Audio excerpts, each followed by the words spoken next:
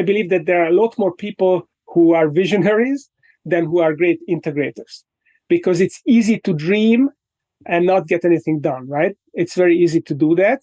Now, of course, a great visionary are going to do more than just dream, but even they can benefit from having someone who executes well, because it frees up your capacities to really stay at the strategic level and to think about building your business. What if you could reclaim hours of free time each week, create legacy building wealth, and devote more energy to your passion projects without giving up on your career as a life-saving MD? Dr. Vikram Raya is a functional cardiologist, high-performance coach, and real estate expert, is here to give you the tools, strategies, and solutions you need to transform your life, unlock your limitless potential, and achieve greatness, all while freeing up your precious time. Welcome to Limitless MD. Let's dive in.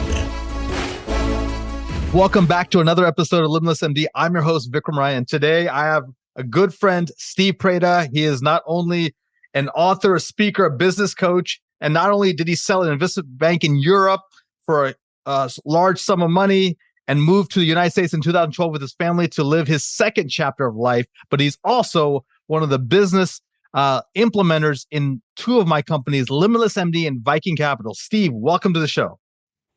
Hey, Vikram, I'm very excited to be on your show, finally. Absolutely, my friend. Absolutely. So, guys, I always talk about LGS, leverage, growth, and scale. I always talk about how to take your company from an itty-bitty idea in a twinkle of an eye, that with the idea fairy just deposit to you, on your way to work one day, to a Fortune 500 company, a Inc. 5000 company. How does that happen?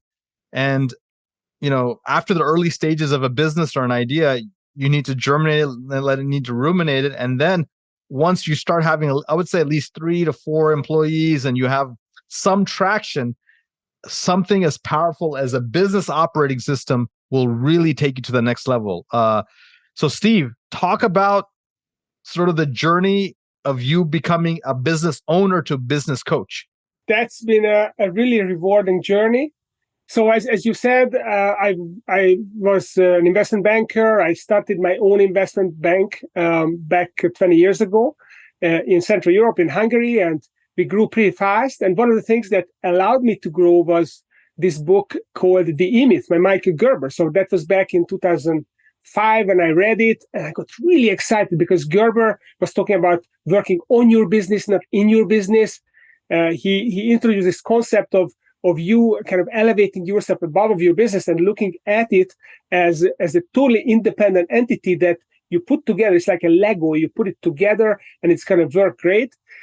So I got super excited about it. I started creating processes in my business and kind of drew the organization chart with the different people, they having functions. And that was very, very interesting. And it really helped us grow the business. We grew fast. And up until 2008, when we overextended ourselves. We had 6 big deals under contract, and we were going to close all of them in the summer. And we basically went on vacations, and I spent money like a sailor with my family because the future was so bright. And then the Lehman-induced financial crisis happened, and all our deals fell apart. And suddenly, I had to scramble. And then we came back, and then what really happened again, that I found another book, which was Traction by Gino Wickman, who took the whole E-Myth to the next level. He basically modularized those concepts that Michael Gerber talked about and created this entrepreneurial operating system. So we implemented that in my business in MB Partners, and then we recovered, we started growing. Eventually we sold to a private equity group, and I moved over with my family. And when I arrived, I was wondering what to do. And I first tried some of the marketing tactics I was doing in Hungary, and it was not working. And there was so much noise here in the market; it was not that easy. And I thought, okay, what am I going to do? So I went. This company approached me called Vistage, which is a CEO coaching organization, and I thought, well, I'm going to go to Vistage, and I learned the American way of how to market and how to sell, and I'm going to put together a mastermind group here in Richmond, where I live. Of these executives. That's going to be a great opportunity for me to see what's next. So I put this together. I had 2 groups here in Richmond, And I really enjoyed, learning about the American way and how these CEOs were thinking. However, one thing really bugged me, which was we had this process of solving issues, brainstorming. CEO had a problem with their employees or with growth or with cash flow. And we brainstormed all these great ideas. And then they said, oh, yes, I'm going to do it. And then we came back the next month, the next quarter, and they were just not executing. And I got frustrated. Why aren't these people executing? They're just coming here, they are talking shop, and then they're not getting things done. And then I thought, well, when we did Traction EOS, well, the good thing about that was that it was for the whole leadership team. So you could actually, I as a business owner, I could make sure everyone was executing. So I thought, why don't I try that? So I went, dusted off my copy of Traction, and I started working with companies. And what I found was that some companies really embraced it very fast. And they were asking you, give me more, give me more. And Traction was a great, simple system, but it was kind of limited. You could teach a good company in 12 to 18 months. You could teach all the tools, and then there was no more tools to give them. So that's when I left EOS and I created my own system with my co-author, Greg Cleary. And Pinnacle is all about making this system customizable to every company. So it's not a one size fits all, a cookie cutter thing, but we go into a company and whatever they need, we focus on that. We pull the levers that help that company. And secondly, it's scalable. So when someone climbs the first mountain, then there's a next mountain. There's always a next mountain to climb. So for example, this book that came out this year, Strategy OS, this is for companies that are already a well-oiled machine, and then they want to dig that moat around their business. They need a great differentiating strategy. Then they can take the tools of Strategy OS and then they implement that as well in their business. And if they do that, that's going to take them a couple of years. Then I have the next thing coming out, and then I'm going to do that as well. But I'm not going to talk about it yet because it's still. Okay. It's okay. Why don't you just give us a hint on what the topic is going to be at least? Okay. Well, listen, everyone knows that a great business needs to have a great execution, a great strategy, right? And what's the third thing that a business must have? An exit? Well, that's for the owner. That's what the business wants. The business doesn't care about its exit, right? The business itself, it's an organism. All it cares about, it wants to grow. It wants to feed the employees. It wants to attract great people who want to have a career. So they want to be in a growing business. That's what the business cares about. So the third thing is the culture. You really need a great culture for a business for it to thrive. It's not enough to have great execution, great strategy, and a great culture. That's where that quote, culture eats strategy for breakfast comes from. That's right. That's right. Peter Drucker. All right. So those are all the frameworks and the books and sort of your journey. Now let's get into it. How many companies have you been working with, all over the country to take them to the next level? And more importantly, the types of companies, perhaps? Over the years, I've worked with a lot of companies. So as an investment banker, I worked with a couple of hundred companies, helping them figure out how to position themselves, how to build a business plan, how to find a buyer. But as a business coach, since I moved over here, I coached a couple hundred more. So first the Vistage members, and then with the business operating system, to the latest count, I think something like 55 companies have implemented this system. It takes 10 years, 10,000 hours typically they say to become a master. I would say you're definitely a master because you put so much energy and time into this skill set of evaluating businesses, understanding teams, cultures, people, and then helping them advance. What are typical mistakes you see business owners make? I think the biggest mistake they make is that they don't empower their people. So they can you expand on that? Yes. So they somehow have this notion that they want to control everything. They want to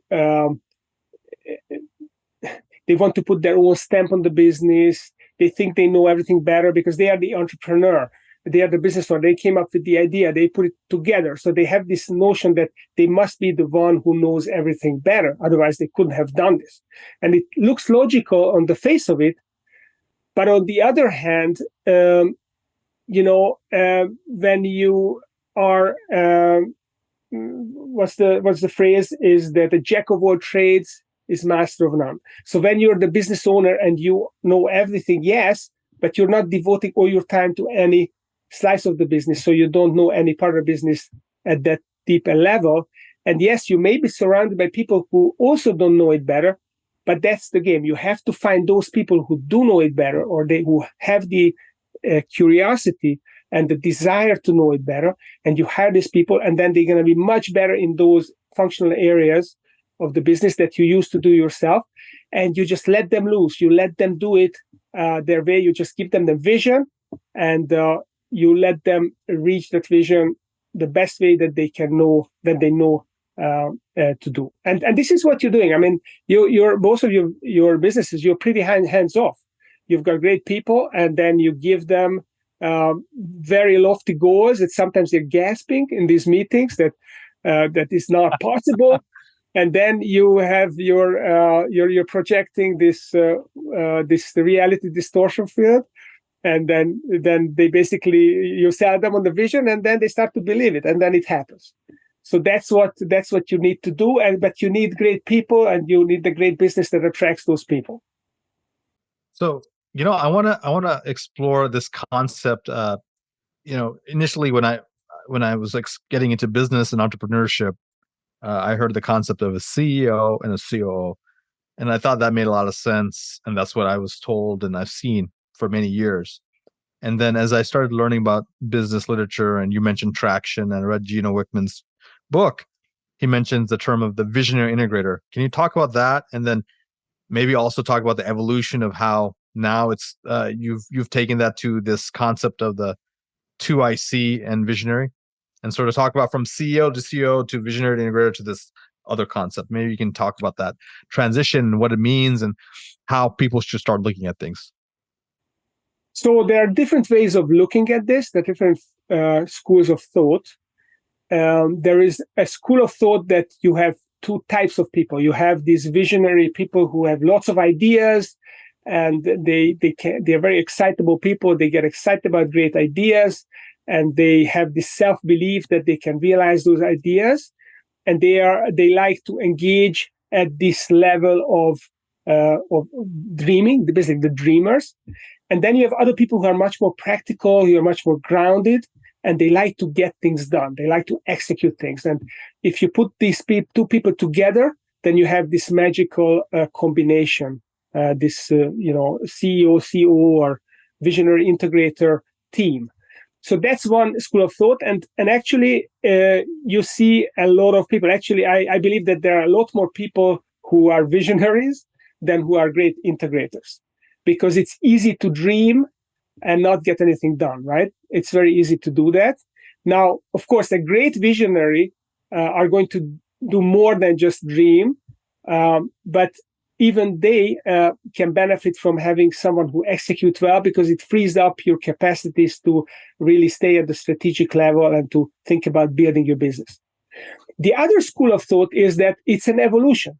So when you start your career, you are first you have to become a great contributor. You have to get stuff done, get shit done.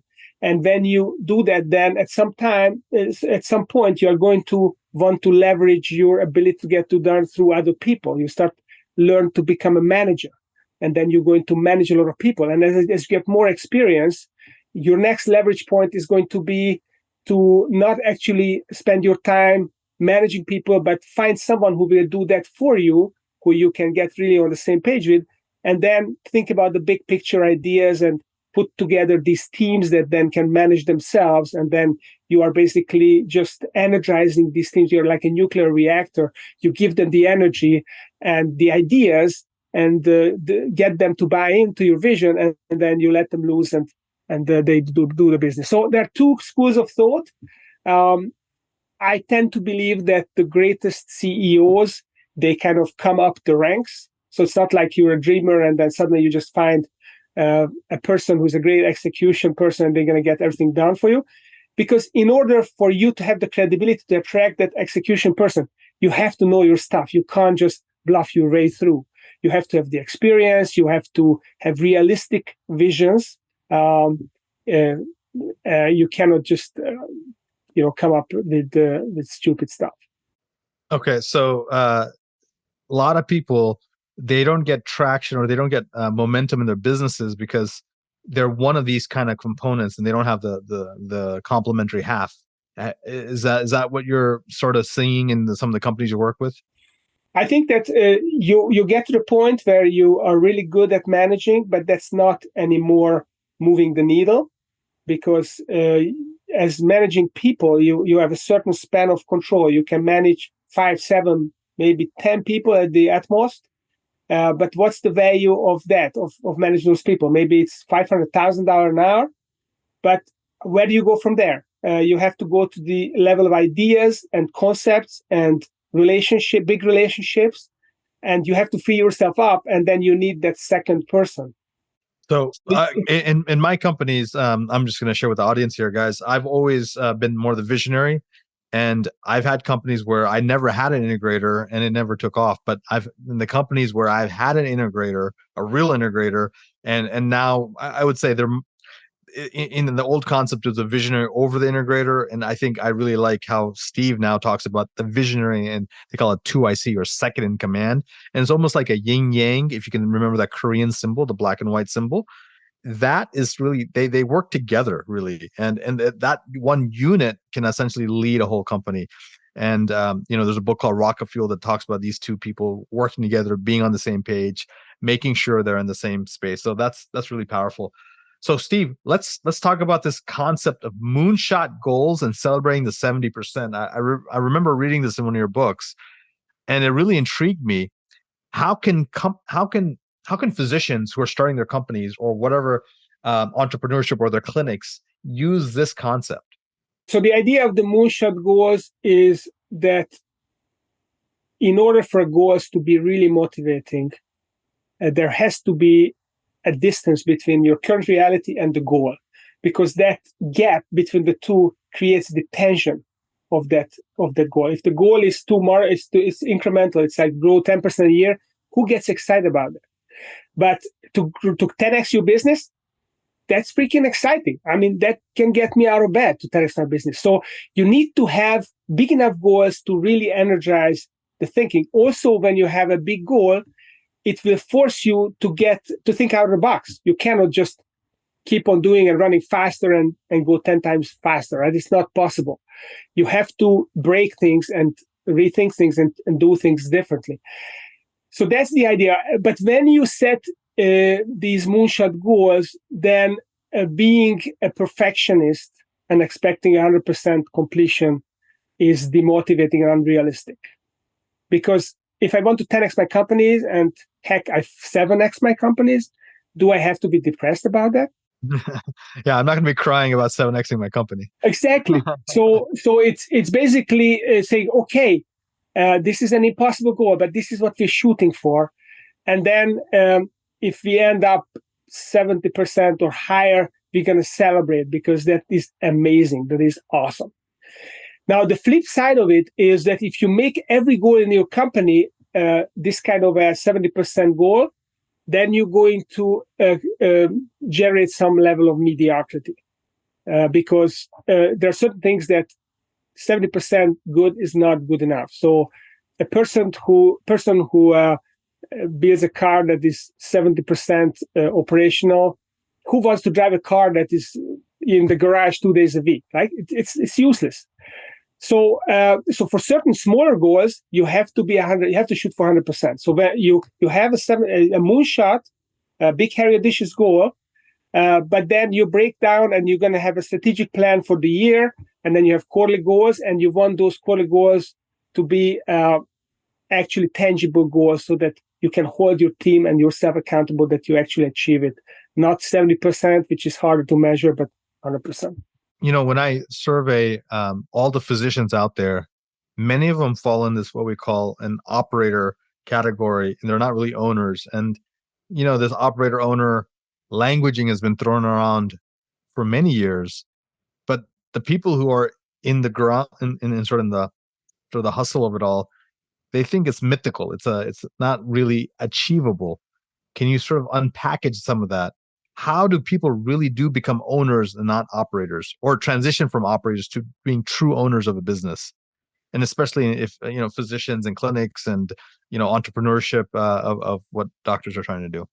My parents are doctors, incidentally. My dad is still a cardiologist. He's 82, but he's still working, and like you used to be a cardiologist as well. And what I've seen with my parents is that their identity is really wrapped up in their profession. So they think of themselves as doctors. And when my mother started a clinic, not a clinic, but a private practice of dermatology, she wasn't thinking of herself as a business person. She was thinking of herself as a doctor who is working in her private practice. And that actually led to her not being a very successful business person. I think it's a question of identity. So as long as we see ourselves as the professional, as the doctor, and not the business person, it's going to be really hard to remove yourself from actually doing that thing. And there is actually a great book about professional service companies, and it talks about this idea that there are three mindsets for a professional person, and you can create three types of business based on that mindset. The first business is the brains businesses. So a brains business is how do you spell it? How do you spell that? Brains, like in the head. Oh, okay. Brains, BRAINS. Got it. Yeah, brains. So it's when the business is built around the expertise of that person. So you got this star, brain surgeon who is gonna operate, and it's gonna it's gonna be $2,000 an hour or more. Or it's this plastic surgeon who is gonna do special surgical operations. It's going to be very high margin. It's all about that person and surrounded by helpers who are going to help them perform at their best. But it's all about selling that person's time. It's the celebrity doctor. Now, the second level is when it's called the gray hairs. A gray hair operation is where you surround yourself with other high-level professionals who are going to give the comfort of the patients that they're going to be taking care of. Maybe not at the level of the brains $2,000 an hour surgeon, but maybe, I don't know, $500, $800 an hour. And then you're leveraging off you. That's when you build a medical practice, and you are essentially taking cut of all those people, and they're going to pay as employees in your business. The third level is when it's the scalable business, where it's called the efficiency business, where you are bringing in young people, you train them. It's like the big accounting firms work like that. The big law firms work like that, and possibly big hospital companies work like that as well. I don't know it as much.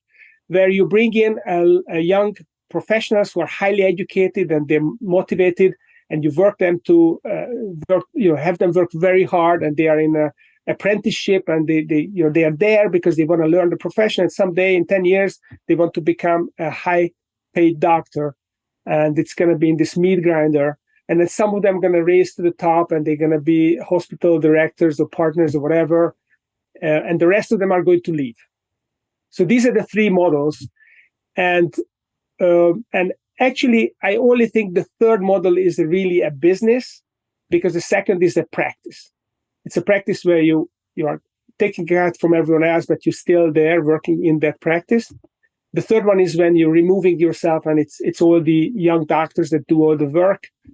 Maybe you consult a little bit, but it's all about you building the hospital is your business. When a doctor is wrapping up their practice and they want to actually sell it for a value, what do you think are the couple of top 2 or 3 things they can do to actually have more value for their practice for sale?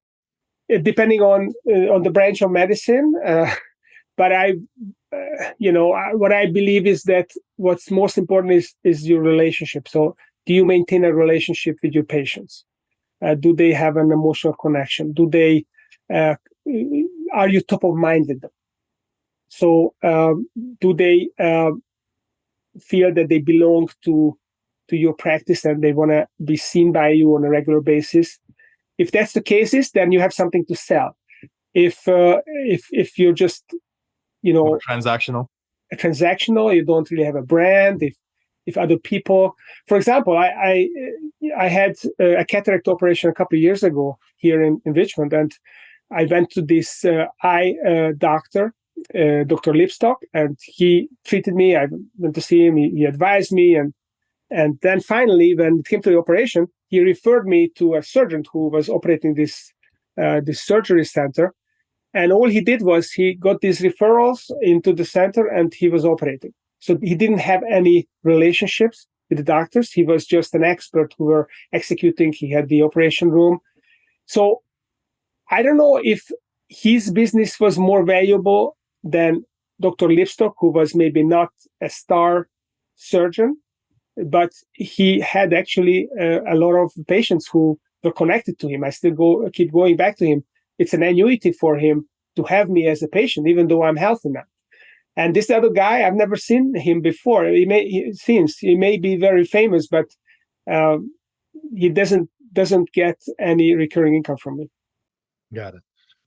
So that personal touch, that brand identity, brand loyalty, creating that empowering sort of raving fan clients, in this case, raving fan patients.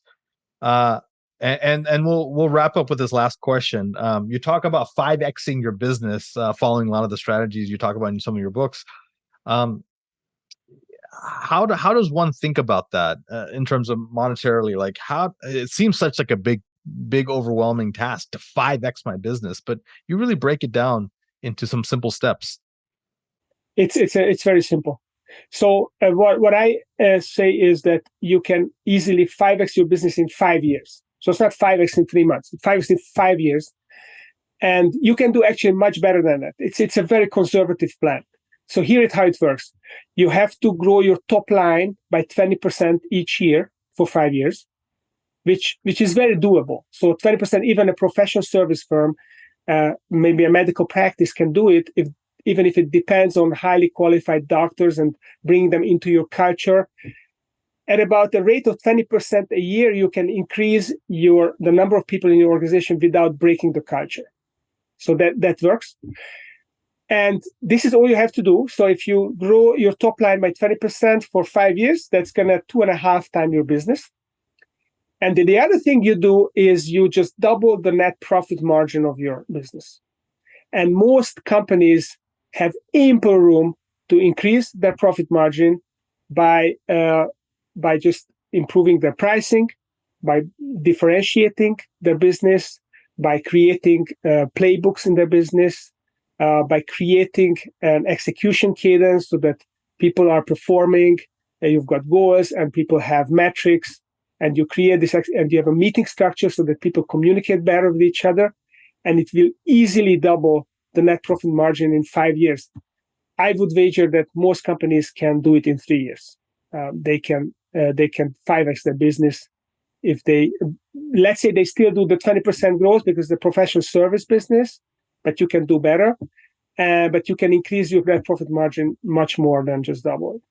Guys, that last piece of knowledge is invaluable. It's worth the price of admission. To 5X your business, increase your top line revenue by 20% over the next 5 years, and double your net profit margin, and you have a 5X business or more. So, and all of this is laid out in Steve's books, Strategy OS, Pinnacle, Viable. So please look for all of those are on Amazon. They'll have links below in our show notes. Steve, man, that's so much amazing information. I know we're just scratching the surface of your wealth of knowledge, but thank you again for sharing that with all our listeners. How can people learn about you, work with you, get into your ecosystem? So my website is stevepreda.com, Preda, not like the fashion brand, but Preda. And you can find everything on the website. I'm also on LinkedIn. So Steve Preda Business Growth on LinkedIn. And you can follow me. We are getting really active there and posting videos and posting. I've got a podcast, The Management Blueprint, and got great guests. Vikram was on it also. We had over 180 episodes, and we're looking for frameworks. So if you have a great framework that you want to share with my audience, just reach out to me, and we can have a chat, and you can come and talk about it on the podcast as well. Thank you, Steve. Thank you so much. And listeners, thank you so much for supporting the podcast. Please follow us on YouTube as well. A lot of my episodes are also on YouTube, so please follow us there. And again, until next time, guys, be phenomenal. Thank you so much for listening to this episode of Limitless MD. If you found value from this episode, I encourage you to share this episode with a friend and let me know by leaving a review. For more information, make sure you check out the links in the show notes below or simply visit vikramraya.com. Until next time, be phenomenal.